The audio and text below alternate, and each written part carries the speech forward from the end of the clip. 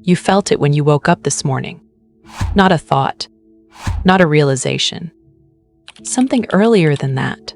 Something in the body before the mind had a chance to organize it into language. A weight that was there before you opened your eyes. A quality in the air of your room that felt different from yesterday. Like the atmosphere itself had shifted a few degrees in some direction you don't have a word for. You might have lain there for a moment trying to locate it, scanning through the obvious explanations. Did something happen yesterday that you're still processing? Is this anxiety about something specific? Is this just the particular quality of tiredness that comes when sleep wasn't actually restful? You ran through the options and none of them quite fit. None of them explained the specific feeling. The weight had a quality to it that wasn't worry and wasn't grief and wasn't the ordinary emotional weather of a difficult life situation. It was something more settled than any of those, more certain. Like the body already knew something and was waiting quietly for the mind to catch up. You went through the motions of the morning, coffee, phone, whatever the first thing is that you do. And underneath all of it, that feeling was still there. Not anxious exactly, not sad exactly. Something more elemental than either of those. A sense of something large preparing to move. Something that has been suspended for a long time, quietly finishing its suspension. And you kept bumping into it all day. You'd be doing something completely ordinary and it would surface. That low note underneath everything else. That quality of the air right before a storm where everything gets very still and the light changes and you know before a single drop has fallen that something is coming. Except what you were sensing wasn't arriving from the outside. It was arising from somewhere inside you that has been tracking this connection at a level the conscious mind doesn't always have access to. You've been sensing something completing, and you couldn't put it down. If that's where you are today, leave a like and subscribe so you stay connected through what's unfolding this week. Drop "I trust the ending" in the comments right now. Not "I understand it." Not "I'm ready." "I trust it." Those are very different things, and the difference matters enormously for where you are. Because what you're sensing is real. Your body is not confused. Your nervous system picked up something genuine this morning, and it's been trying to deliver it to you all day in the only language it has, which is sensation, which is weight, which is that particular kind of knowing that arrives before the mind can catch up and contextualize it. Tonight, there's a total lunar eclipse forming in Virgo, a blood moon. And this morning, Mars moved into Pisces, shifting from weeks of sharp, clear, principle-driven action into something that moves from the gut, from instinct, from the felt sense rather than the reasoned conclusion. The sky tonight is enormous, but the sky is not why you felt what you felt this morning. You felt it because something inside you already knew. The cosmos is just catching up to what your body has been tracking for days. Something is ending. And the most important question right now is not what. It's whether you're willing to let it. The feeling you've been carrying today has a specific texture that's worth naming. It's not grief, not yet. It's the feeling that comes before grief. The moment right before you acknowledge that something is actually over. The held breath between knowing and accepting. You've been in that held breath all day. There's a reason the body picks this up before the mind does. The mind's primary job when it comes to painful truths is protective delay. It introduces doubt. It generates alternative explanations.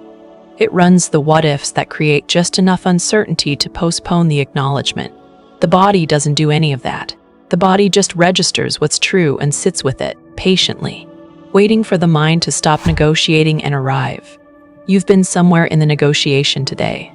Part of you landing in the truth of what's completing, and part of you immediately generating reasons it might not be true, reasons to wait and see, reasons this feeling might be something else entirely, anxiety, eclipse energy, something you ate, anything but the actual thing it is.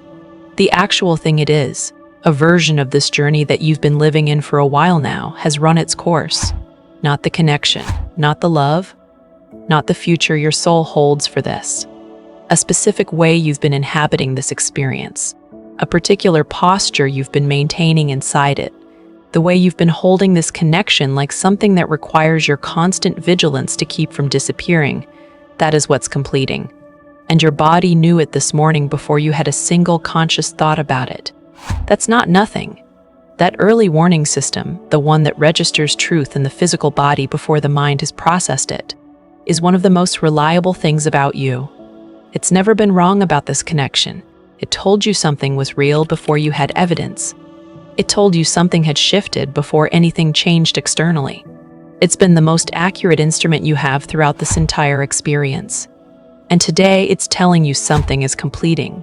In somatic psychology, the body's knowing is called the felt sense. Eugene Gendlin, the psychologist and philosopher who developed a therapeutic approach called focusing, described the felt sense as the body's composite, holistic awareness of a situation. It's not an emotion exactly. It's broader than that. It's the body's total response to a situation, including all the things the conscious mind hasn't processed yet, all the information that's been registered but not yet organized into thought. The felt sense carries more data than the thinking mind can hold consciously at any given moment. What you're experiencing today is a felt sense of completion. Your body has been processing information about this connection, about where you are in this journey, about what has run its course and what is preparing to shift, and it has arrived at something. Not a conclusion exactly, more like a knowing, a certainty that doesn't require argument because it isn't made of argument, it's made of accumulated bodily experience. Months of tracking this connection from the inside. Months of feeling what you feel in the presence of certain thoughts, certain memories, certain internal movements related to him. The body has been gathering all of that, and it has brought it forward today in the form of that weight you woke up with. The question is whether you're going to argue with it for another week or let it deliver what it came to deliver. Because the body, when it brings forward a felt sense of completion, isn't asking for your agreement. It's not waiting to be convinced. It's just delivering the truth and then waiting, patiently, for the rest of you to arrive at the same place. There's a specific kind of exhaustion that arrives toward the end of a long vigil. Not the exhaustion of grief, which is heavy and wet and has no bottom. Something drier than that. More like the exhaustion of sustained attention. The kind of tired that comes from keeping a particular quality of awareness alive for months, returning to it, tending it, making sure it doesn't go out. You've been doing that. The specific work of the divine feminine in separation is often this and almost never gets named for what it is. You've been keeping the frequency of this connection alive through sheer interior faithfulness, not through contact, not through action. Through the daily, quiet, often invisible work of holding the love as real when there's nothing external confirming it, of returning to it at the odd moments, of feeling him in the peripheral places, the song that lands wrong, the hour of 3 in the morning, the thought that arrives from nowhere and is so specifically him that it stops you mid-sentence. That work is real. It has required real energy. And it has served something important.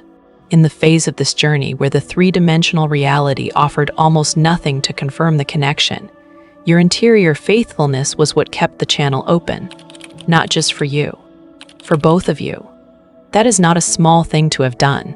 Most people can't sustain that quality of interior loyalty for this long. Most people's faith erodes under the weight of no external confirmation. Yours hasn't. And the fact that it hasn't is itself a form of evidence about the nature of this connection. But something in the quality of that work has shifted in the last few days. You may not have named it yet, but you felt it. The vigil is starting to feel different. Not because you love him less. Not because you're giving up. Because the function it was serving has completed. The vigil phase is when you hold the flame because nothing else is holding it. What comes after the vigil isn't abandonment. It's not forgetting. It's something that doesn't have a clean name in the twin flame vocabulary. The closest thing is trust that doesn't require tending. The flame becoming its own fire. Not needing you to constantly feed it in order to stay lit. That transition from active tending to settled knowing is not a small thing. It costs something. It requires you to release the sense of control that the vigil gave you. Because even though holding the connection was exhausting, it was also a form of agency. You were doing something.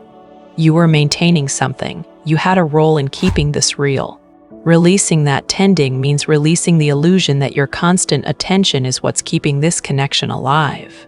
And that illusion, even though it was exhausting to maintain, also served a function.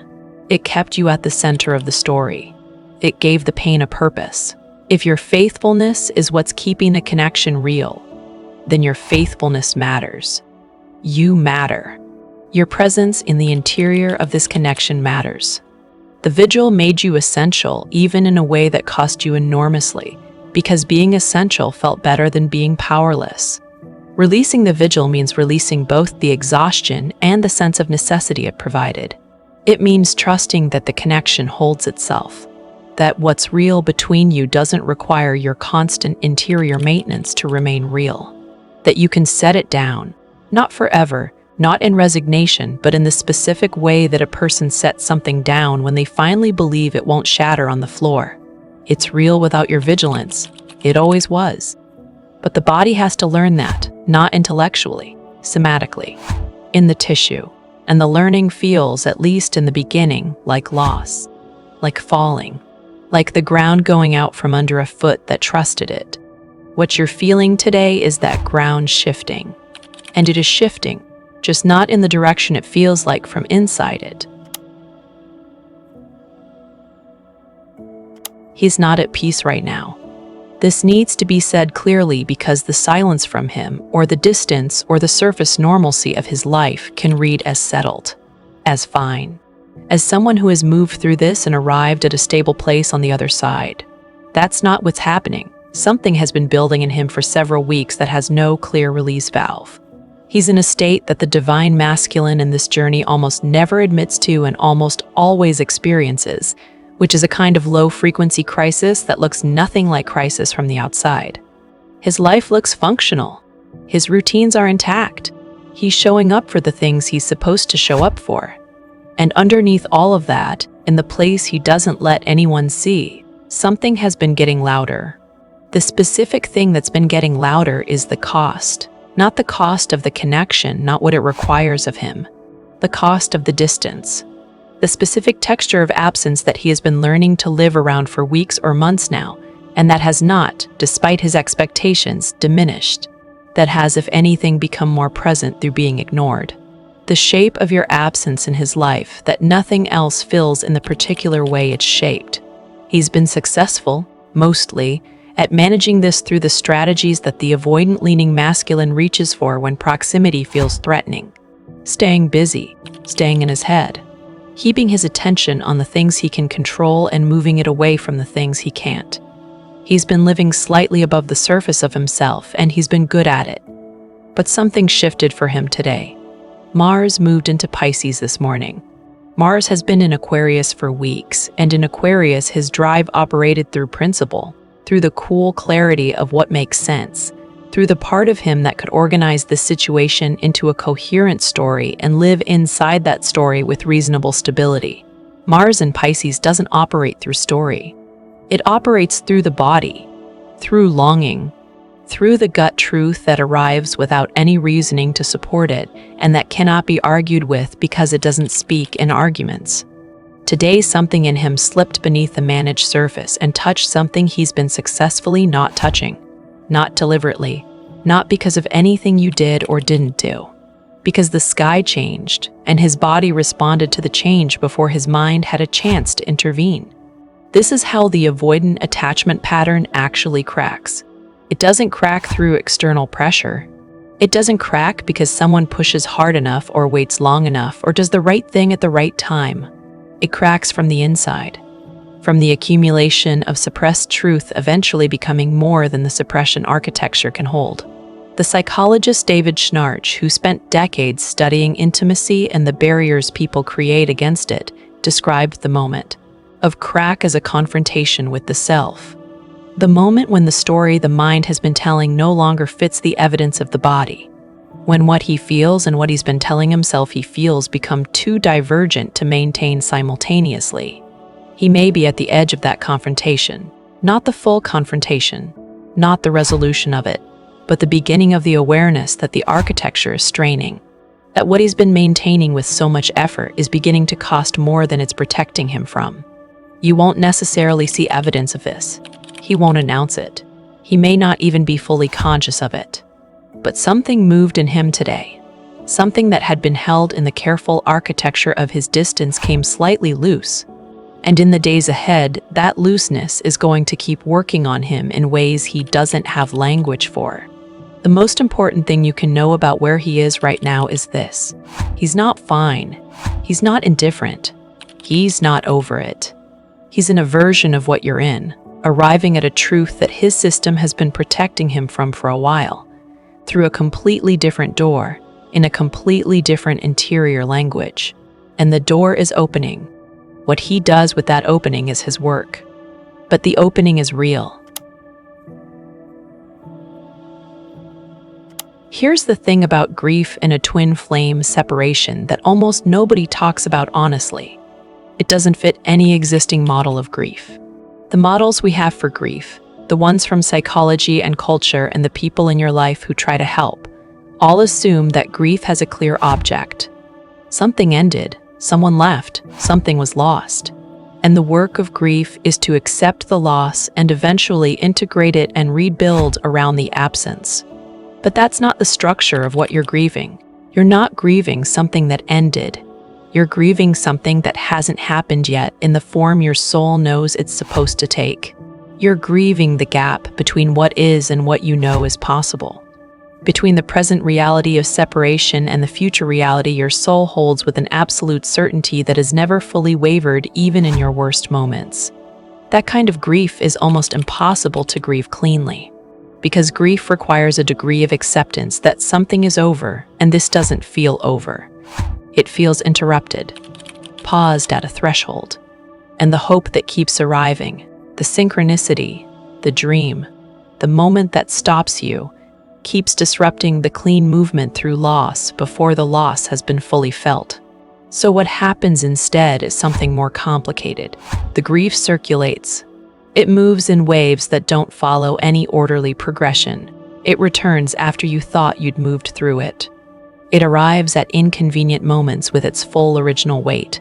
It doesn't diminish the way grief is supposed to diminish with time, because time is not what this grief responds to. It responds to depth of feeling, not duration of waiting. Elizabeth Kubler-Ross, who first mapped grief in stages, spent the last years of her life clarifying that she never intended those stages to be sequential. They weren't a staircase, they were a weather system. Grief circles, revisits, does not proceed in a line. And she said specifically that those 5 stages were never meant to apply to the person experiencing the loss. They were originally observed in people facing terminal illness. The way grief got translated into popular culture turned it into a prescription, a sequence you're supposed to move through in order, and if you're not moving through it in order, something is wrong with your grief. That translation was a mistake. Grief is not an orderly process. It's an ecology. It lives in its own rhythms. The twin flame grief is specifically resistant to any model because it contains so many simultaneous griefs. There's the grief for the present, for the connection that isn't functioning the way it should be functioning right now. There's anticipatory grief, the fear that the future your soul holds for this might not arrive. There's grief for the past, for the moments of connection that were real and that have been followed by separation. There's grief for the self you were before this began, and underneath all of those, the oldest grief. The one that this connection didn't create, but that it activated. The original wound around love not being safe, around being left, around not being enough to make someone stay. This connection reached down and found all of those griefs and pulled them to the surface simultaneously. And most of the time you've been managing all of them at once, without having language for the specific structure of what you're carrying. What you're being asked to grieve today is something more specific than the whole situation. You're not being asked to grieve the connection or the future. You're being asked to grieve the version of this journey you thought you'd be in by now. The timeline that existed in your head that hasn't matched the timeline of reality. The woman you expected to be at this point in the process. the stage of things you expected to have arrived at, the specific form you believed the love was going to take by now. That grief is real. It's been sitting underneath everything else. Underneath the astrological understanding and the spiritual framing and all the meaning you've made of this experience. Underneath all of that, there's an honest grief for the gap between what you were told this would look like and what it actually looks like. Between what your soul knows is true and what your daily life reflects back to you. That grief doesn't mean you're wrong about the connection. It doesn't mean you're losing faith. It means you're human. And it means the grief has been waiting for permission to be felt all the way through rather than managed perpetually at a controlled depth. Tonight is permission. The sky is large and the body is open, and you don't have to be okay tonight. You get to feel the full size of the gap, without the spiritual bypass, without redirecting into hope before the grief is actually moved through. Because grief that actually moves through you changes you. Grief that stays perpetually at the surface, managed but never fully felt, doesn't move. It holds you in the same position. It keeps you in the vigil phase long after the vigil has served its purpose. Let it move tonight, all the way through. Trust that what's on the other side of genuinely feeling it is not more grief. It's something that finally has room to arrive. There's a concept in psychology called post-traumatic growth. Researchers Richard Tedeschi and Lawrence Calhoun spent decades studying what happens to people after significant rupture, after the kind of pain that fundamentally disrupts how you understood yourself and your world. And what they found confounded the models that had come before. Genuine suffering, moved through with eyes open, doesn't just leave damage. It also creates growth that wouldn't have been possible through any other mechanism. Not recovery, not returning to who you were before, actual expansion beyond the previous self, new capacities, deeper access to what matters, a changed relationship to your own strength, a clarity about what you're actually here for that couldn't have been found without the rupture that made the old self unavailable. Post-traumatic growth doesn't say the pain was worth it. It doesn't minimize what the suffering cost. It says that human beings moving through genuine loss with their full presence often become more than they were. More themselves. More capable of the kind of love that doesn't require the other person to perform a certain way in order for you to feel okay. Tedeschi and Calhoun identified 5 specific areas where post-traumatic growth tends to manifest. Personal strength, which is an increased sense of your own resilience and capacity. Relating to others, which is a deepened ability for intimacy and compassion. New possibilities, which is the opening of directions in life that weren't visible before the rupture. Appreciation for life, which is a heightened awareness of what actually matters. And spiritual change, which is a deepened engagement with existential and spiritual questions. Look at those 5 areas and then look honestly at yourself over the course of this journey. Every single one of them is present. The woman you were when this began did not have the personal strength you carry now, did not have the depth of self-knowledge, did not have the capacity to hold this much feeling without being destroyed by it, did not have the clarity about what love actually is and what you're actually willing to accept. That clarity came through the rupture. It could only come through the rupture. You are not who you were when this journey began.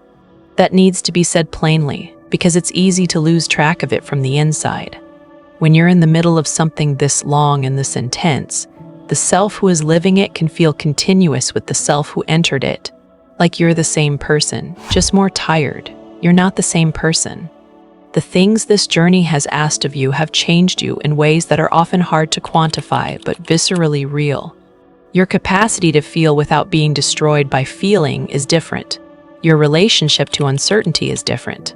The things you know with the kind of bone-deep knowing that precedes argument, about what love actually is and what it isn't, about what you deserve and what you will no longer accept, about who you are when you stop performing okayness for other people, all of that is different.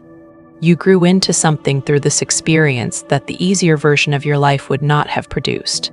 That's not consolation. It's not a reason the pain was necessary. It's just what's true.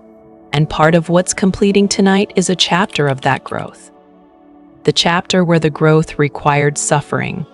The chapter where you had to be broken open in order to become who you were becoming.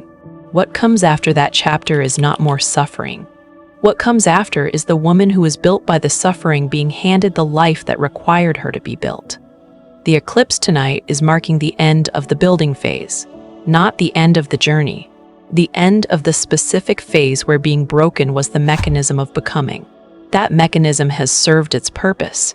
The breaking is done. And you can feel it in your body even if you don't have that language for it yet, as the strange, mixed weight of today. Something enormous completing, something earned but not yet visible. That's exactly what it is. Your body is doing significant work right now, more than your mind can track or organize. The Somatic experiencing framework, developed by trauma researcher Peter Levine, describes something important about how the body processes large experiences. It doesn't process through understanding, it processes through sensation, through letting the physical experience of an emotion actually happen in the body rather than intercepting it at the thought level and converting it into narrative. The body is ahead of the mind. It often already holds the answer while the mind is still constructing the question. Levine's core insight, developed through decades of working with trauma survivors, was that the body naturally knows how to complete and discharge overwhelming experiences if it's given the right conditions. The problem isn't that the body can't process. The problem is that the mind intervenes. It interrupts the somatic process before it completes. It redirects, reframes, analyzes, intellectualizes, does anything it can to avoid the full physical experience of the feeling. And the feeling, unable to complete its cycle, gets stored, held, carried forward into the next experience and the next, accumulating, never fully moving through. What tonight is asking of you is to let the completion happen, to get out of the way of the body's natural processing capacity and let it do what it already knows how to do. Tonight is a body night, not a thinking night, not an analyzing night. If something wants to move in your physical experience, let it move. If grief wants to be weight in your chest rather than a thought in your head, let it be in your chest. If something wants to release through tears, let it. If there's a heaviness that wants to be felt as heaviness rather than immediately explained and managed, just feel the weight of it. The body knows how to process what the mind keeps postponing. Get out of its way and let it work. Pendulation is the somatic term for the movement between activated and settled states, between the full feeling of the experience and the return to ground. You don't hold the grief all the way through in one sustained, overwhelming wave. You move into it, and then back, into it and then back. Activated, feeling the full weight of what's completing, the love, the grief, the cost, the changing. Then settled, feet on the floor, breath, the physical safety of the present moment. Then activated again. This movement, this pendulation, is not weakness. It's the body doing exactly what it's designed to do, moving between depth and surface, between feeling and integrating. It's how the completion actually happens, in rhythm, not all at once. There's something specific about the quality of the grief you're moving through tonight that needs to be addressed directly, because some of it is going to feel like losing him. And I want to be precise about what you're actually losing and what you're not. You're not losing the connection. That's not what's completing. What's completing is the version of the connection that required you to be in pain in order to prove it was real. The version where the suffering was the evidence, where the fact that you couldn't stop thinking about him and couldn't stop feeling him and couldn't move on the way other people seemed to move on from other relationships was proof that this was different, that this was worth holding. That version, where the pain was doing the work of confirmation, is ending. What's replacing it is harder to feel at first, because it's quieter. It doesn't announce itself the way pain does. The trust that lives on the other side of the vigil doesn't have the dramatic quality of the vigil itself. It doesn't feel like something. It feels like absence of something. And the absence of the familiar pain can initially register as loss even when it's actually freedom.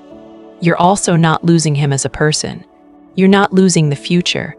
You're releasing the version of yourself that believed the future required your suffering to arrive.